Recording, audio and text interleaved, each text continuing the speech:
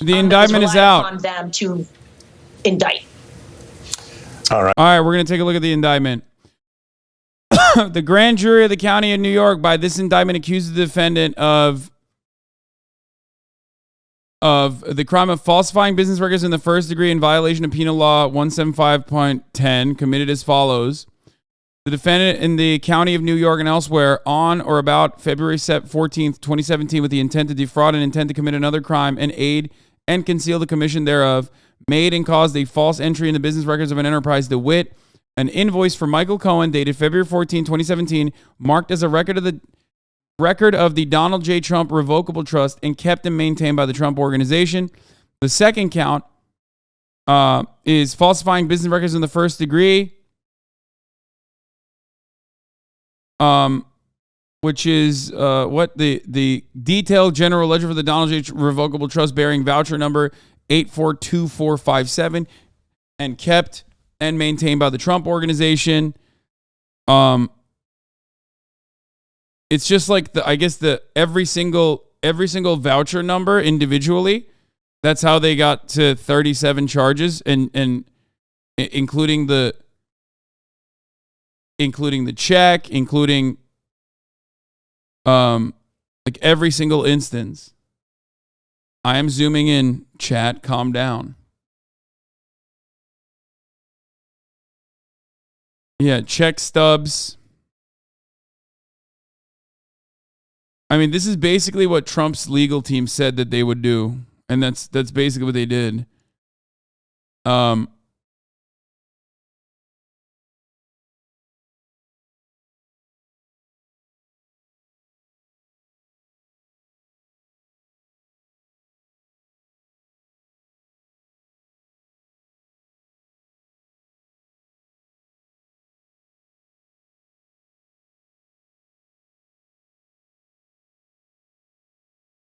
Every single count is pretty much identical.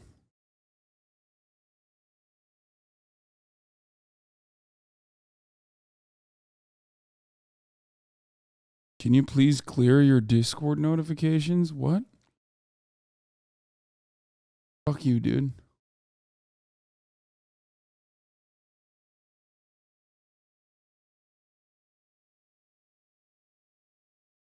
Here's the press release. District Attorney Bragg announced 34-count felony indictment. Alvin J. Bragg announced today the indictment of Donald Trump for falsifying New York business records in order to conceal damaging information and unlawful activity from American voters before and after the 2016 election.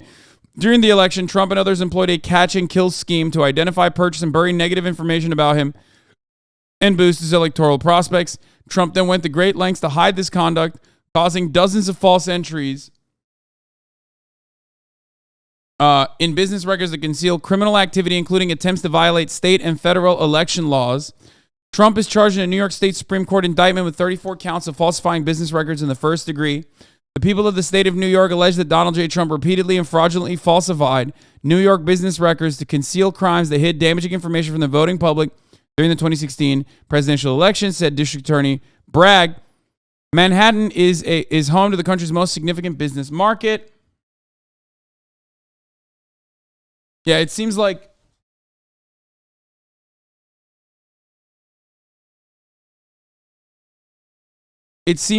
overall, there isn't anything more severe. It is what they thought it was going to be. It is what everyone was speculating. There is no additional charges or anything.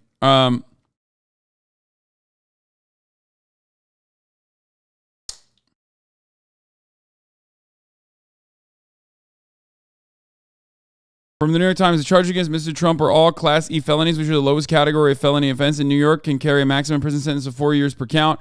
Under New York law, falsifying business records is generally a misdemeanor, but prosecutors can escalate the charge when they believe a person falsified business records in order to commit another crime to hide the committing of a crime. Yeah, that is what everyone has been speculating about nonstop. That's what everyone thought was the case, and that's why everyone was like, "Oh, this is going to be not that big of a deal. This is not going to be that big of a deal. This is not going to be that big of a deal." And they're right. We'll take a look. Unless they're going to analyze the charges right now individually and go through them point by point, I'm going to cover it here, or at least the statement of facts. Okay, everything that people were speculating on leading up to this court case, leading up to this being unsealed, the indictment being unsealed, was basically correct. All that speculation amounted. It was correct. That's it. ABC's doing it. Here, link it to me, and I'll go to ABC. I don't. Oh no, here it is. ABC. Let's take a look. Which underscores what you're saying here. The DA's office saying in this press release, Trump is charged in a New York State Supreme Court indictment with 34 counts of falsifying business records in the first degree, which signals that it's a felony. But again, all 34 counts directly related to falsifying business records, Kate. Thank you, Silken Cookies and Loppin 12. The indictment suggests that for the the 10 scheme gift itself is being charged as a scheme designed to bury negative information to boost the former president's electoral prospects. And there's a reference made to attempts to violate both state and federal election laws. So the scheme is sort of being charged as the one we have been anticipating, but there's not as much clarity as you might expect in some of these documents regarding what specific federal and state election laws are being used to boost this misdemeanor to a felony now, or these misdemeanors to felonies. Now, it's not that those need to be charged separately, right? The way this New York law works is it becomes a felony if committed in furtherance of another crime. You don't have to prove or actually even charge the other crime, but the sort of generality of the reference to the other crimes is surprising, at least to me. We don't. The next in-person hearing date for Trump's case in New York is set for December 4, by the way. So we ain't got no juice until December 4th. What you essentially see from the district attorney here is he's making the case that this was a conspiracy to use this catch and kill philosophy, i.e., we're going to take this story out from the public domain so it never sees the light of day. So, in fact, Donald Trump can continue his effort to become the president of the United States.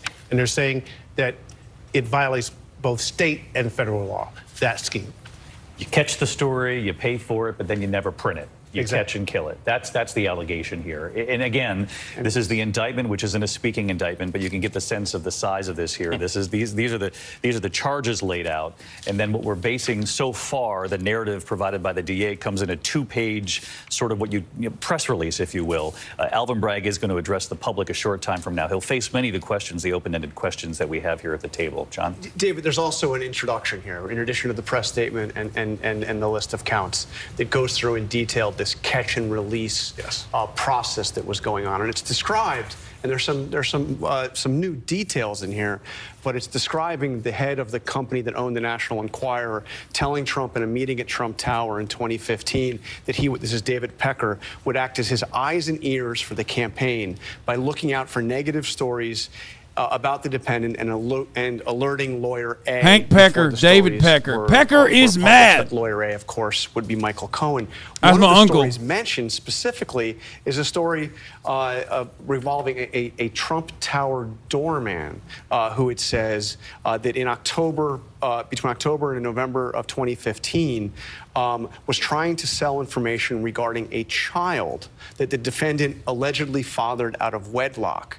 And the AMI CEO, that's David Pecker's direction, AMI negotiated and signed an agreement to pay the doorman $30,000 to acquire exclusive rights to that story. Again, catch the story and then bury it. Again, Trump did this shit nonstop, except the difference is proving that this is done with the express purpose of defrauding electors or hiding the truth from electors, voters is going to be the hard part of this.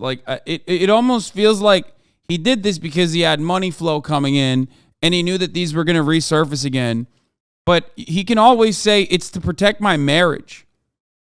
You know what I mean? Now, obviously, Trump and his fucking cronies are so stupid that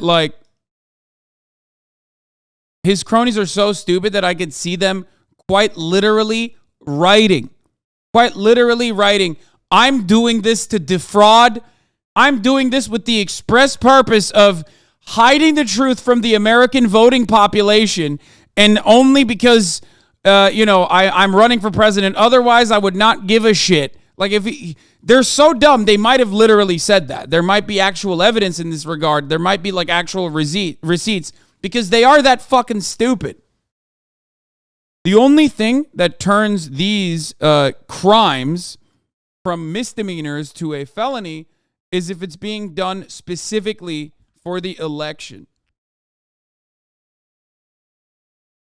So in that regard, there's a couple components here as far as I understand it, and my understanding of it might be fucking stupid and might be incorrect, but from what I understand, they need to, one, show that, like, the person knew that this was illegal and violated it regardless. I lowered my audio because I was yelling.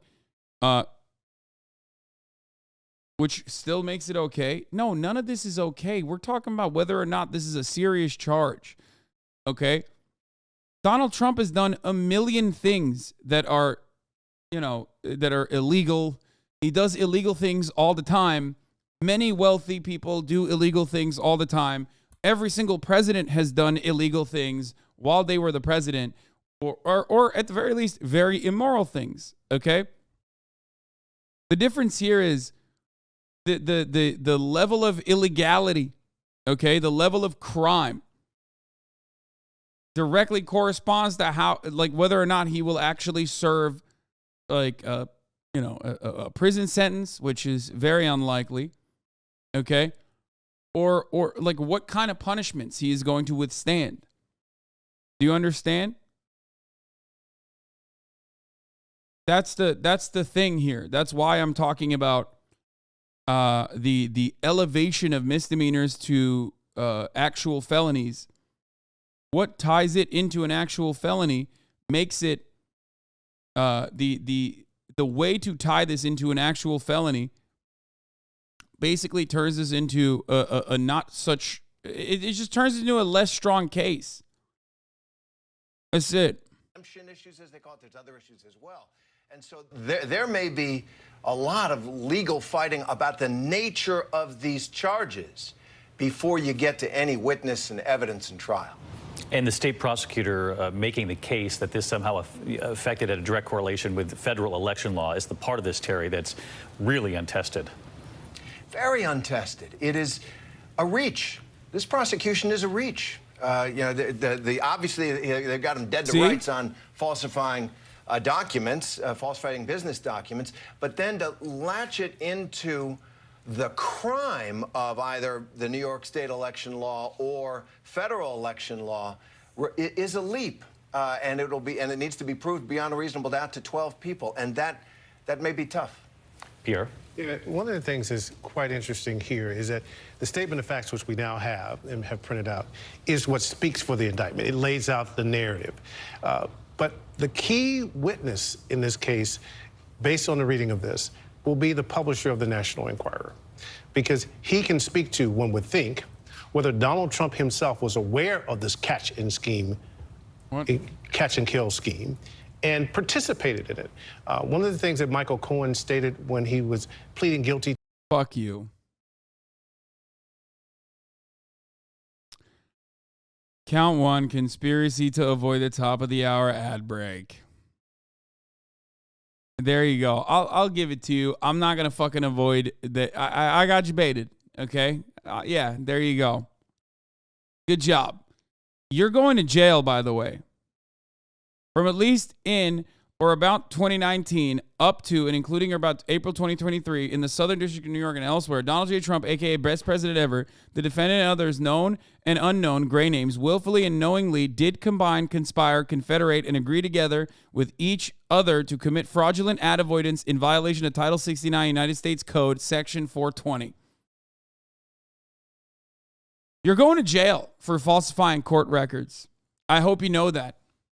Oh, yeah? You got me. You served the top of the hour ad break in my stead. But guess what? You'll be also serving a prison sentence. I've informed the authorities. Check the indictment number. Yeah, 0821 2019 -69. I got it. Yeah, have fun in prison, buddy. Also, have fun with this top of the hour ad break, unless you subscribe for $5 or for free with Twitch Prime, or by getting gifted a sub if you are lucky. Here is the 3-minute ad break now. The DN Dandy, thank you for the 5 gift subs. La La La Keisha, thank you for the 5 gift subs, allowing 10 people to no longer see the ads at the top of the hour. Here's the 3-minute ad break now.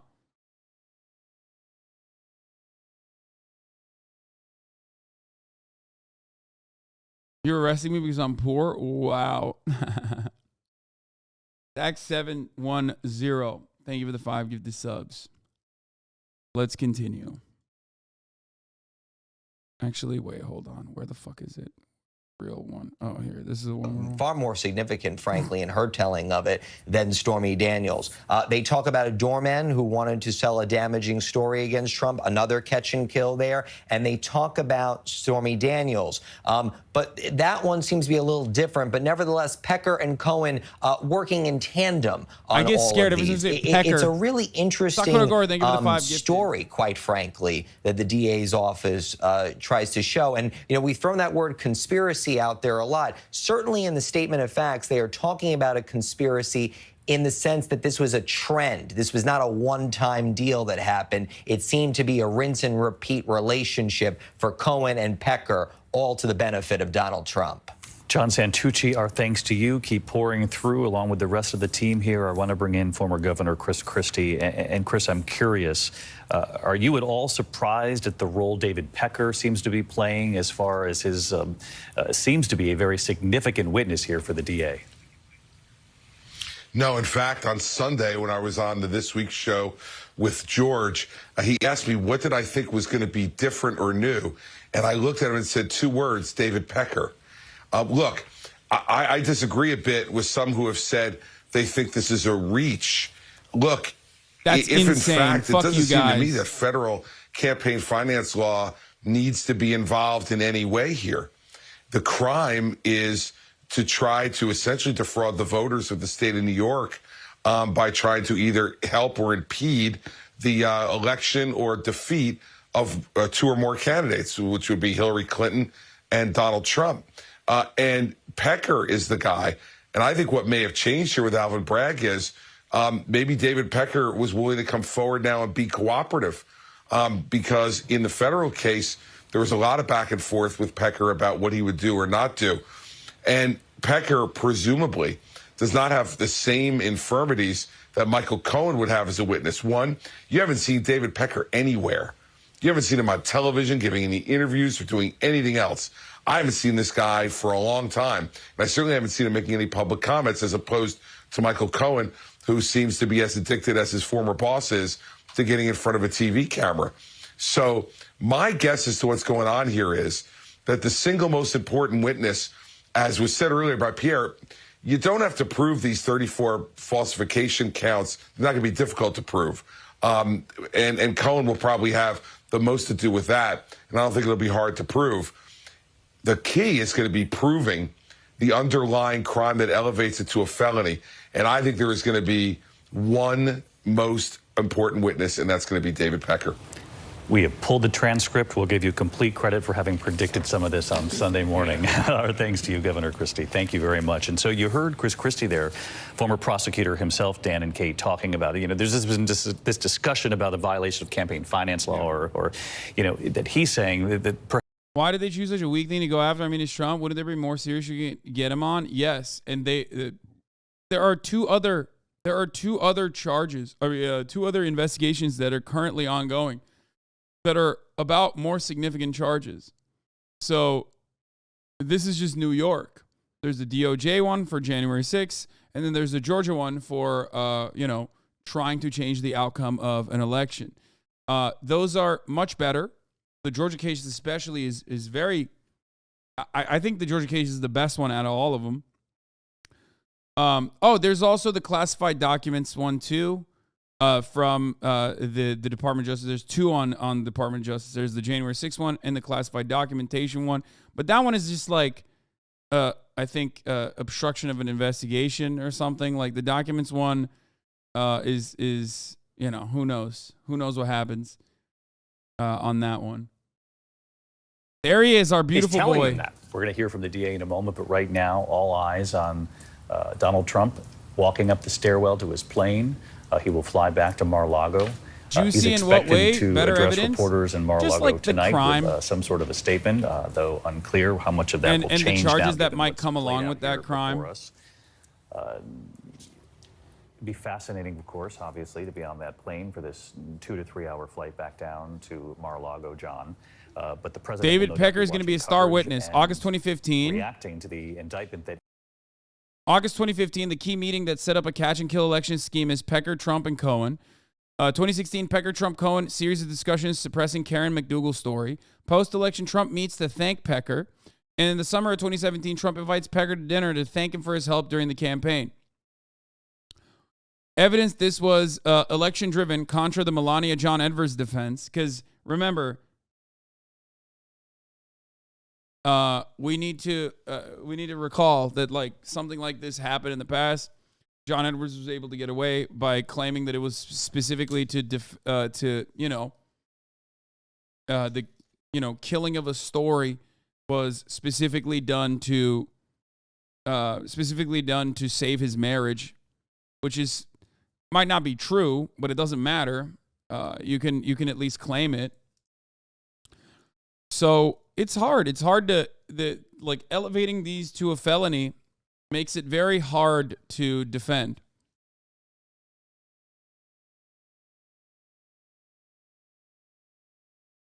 The defendant directed lawyer A to delay making a payment to woman 2 as long as possible. He instructed lawyer A that if they could delay the payment until after the election, they could avoid paying altogether, because at that point, it would not matter if the story became public.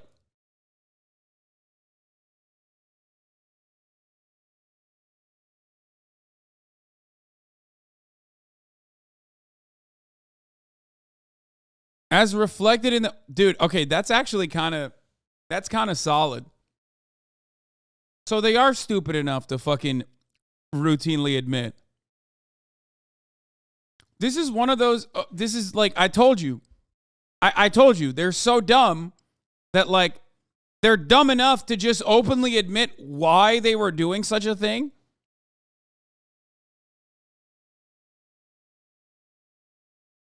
Wait, did you just say all the talking heads on Fox who were making the save marriage argument are looking pretty dumb now that the evidence has actually come out? I mean, it doesn't matter. It doesn't matter. They're still going to fucking find a way to manipulate their audiences. I just don't fucking understand how you can get away with being this brazen with your criminal misconduct. Okay? It blows my mind. I told you, when the facts came out, I told you that the only way to, like, get them on a felony instead of a misdemeanor is if there is enough evidence that they are openly being like, we are going to do this because of the election and no other reason. And it seems like they did do that. That blows my fucking mind. Like, there's no interest in covering your fucking tracks. There's no interest in trying to even attempt to hide or create plausible deniability. That blows my fucking mind. It's literally like, it's like getting, oh my God. It's like getting caught after a successful bank robbery because you literally have a sign on you that says, I did a bank robbery at, this exact location, and the money I have on me is literally from this bank robbery. I don't understand. Like, I know that part of the reason why Donald Trump thinks he can get away with this shit is because he has his entire life. Okay? He's gotten away with it. He's failed upwards his entire life. He failed a fucking casino business. Think about it. Stake.com. Think about how much casinos just literally print money. And this motherfucker bankrupted a casino. even after he got millions from his dad to keep the casino afloat.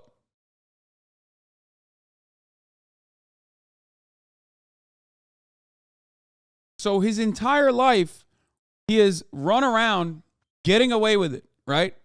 So that probably creates a sense of entitlement and a unfounded confidence that you will never be held accountable. And in many respects, he didn't. Just like you, yeah, I know. I'm always getting away with doing crimes.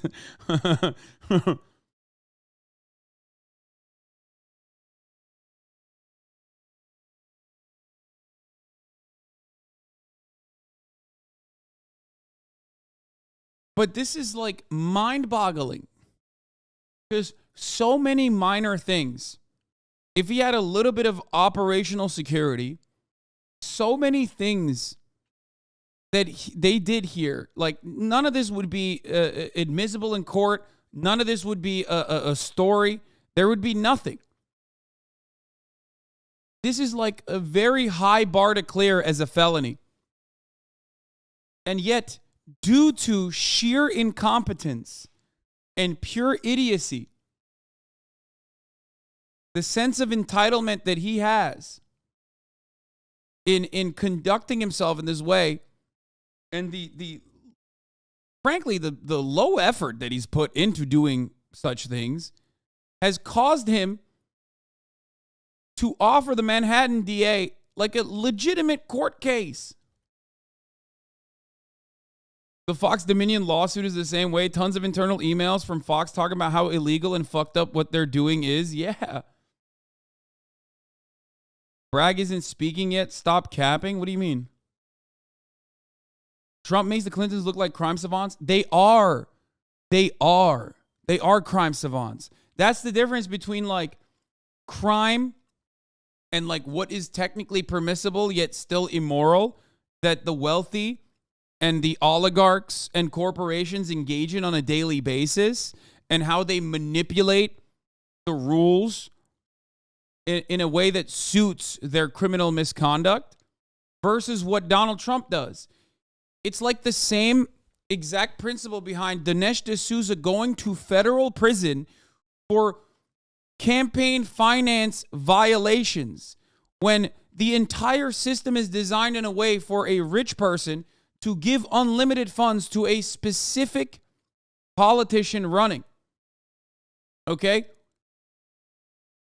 You have to be cartoonishly stupid in the way that you are doing criminal things or illicit behavior, in the way they're engaging in illicit behavior, to actually get prosecuted for this shit, dude. They designed the system to allow you to get away with it. It's the same as like someone actually getting arrested for insider trading, like a really wealthy person getting arrested for insider trading, or yeah, like it's like Paul Pelosi getting arrested for insider trading. Like it's not going to happen because the system is designed in a way for it to never happen. Okay.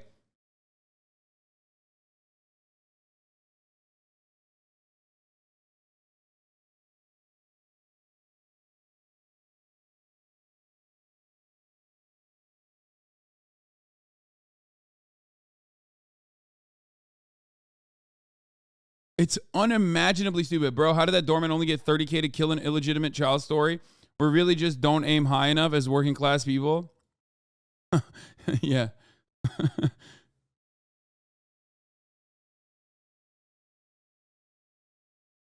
All the contractors he hasn't paid since the 80s should ride this wave and class action him. The funniest part about that, and I was thinking about this as well. The funniest part about this is that, oh shit, David Dayen's on Jon Stewart? What the fuck? Those are my guests, John. I'll fight you. Okay? John, stay away from my man. Anyway, sorry. That's unrelated. The funniest part about this is that like Donald Trump notoriously is bad at paying contractors, like famously. He always refuses to pay contractors and get away with it. Okay? And I think in this circumstance, him trying to do that to Stormy Daniels might be his downfall. Dude, he literally tried to not pay Stormy Daniels because he was like, yeah, after the election, it doesn't matter.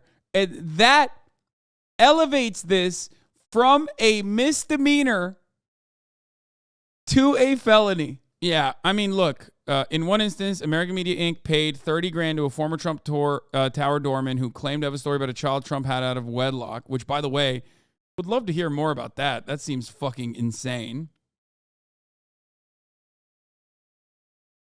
In a second instance, AMI paid $150,000 to a woman who alleged she had a sexual relationship with Trump.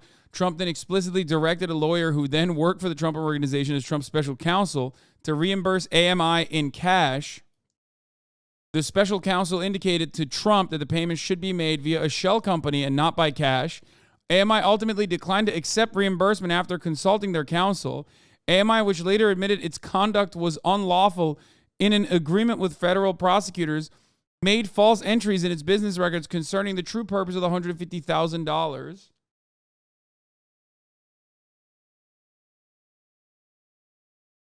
In a third instance, 12 days before the presidential general election, the special counsel wired $130,000 to an attorney for an adult film actress. The special counsel, who has since pleaded guilty and served time in prison for making the illegal campaign contribution, made the payment through a shell corporation funded through a bank in Manhattan.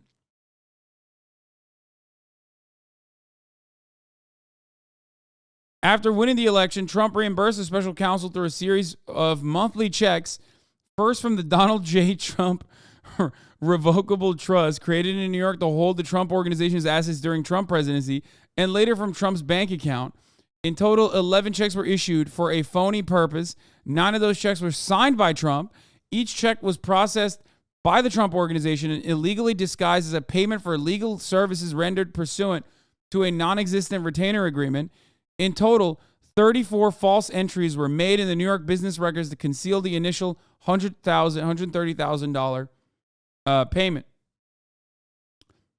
Further, who's this Trump guy? Seems dodgy.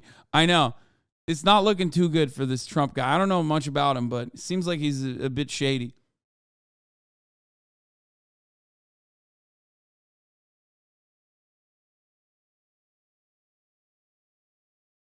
Further, participants in this scheme took steps that mischaracterized, for tax purposes, the true nature of the reimbursement. That's it. Assistant DA's Catherine McCaw. Okay, anyway, that's it.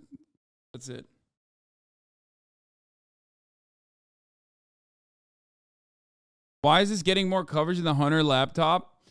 For many different reasons. Number one, Hunter Biden's laptop was never prosecuted. Number two, what would you even prosecute Hunter Biden over in his laptop? Like his penis photos? Like, I don't get it. And number three, as far as I know, and I might be wrong on this, Hunter Biden was never the president of the United States of America. But like maybe you know something more than I do. I don't know.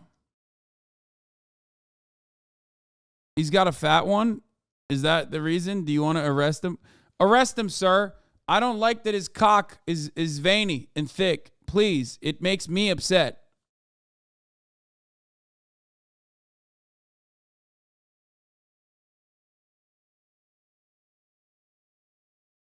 You really are a neocon. Me?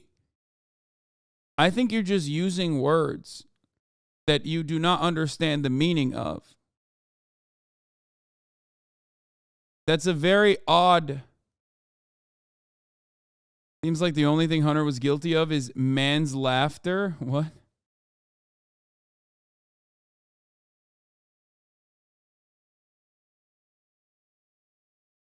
Anyway. So, like, the part, neocon, what do you think? What does that guy think neocon means, I think he doesn't understand what that word is. Anyway, in the process, of course, my man has come out and his son is like, very clearly highlighted articles showcasing the judge's daughter, attacking the judge, saying that the judge is a liberal, is a fucking Manhattan judge. Of course he's a liberal.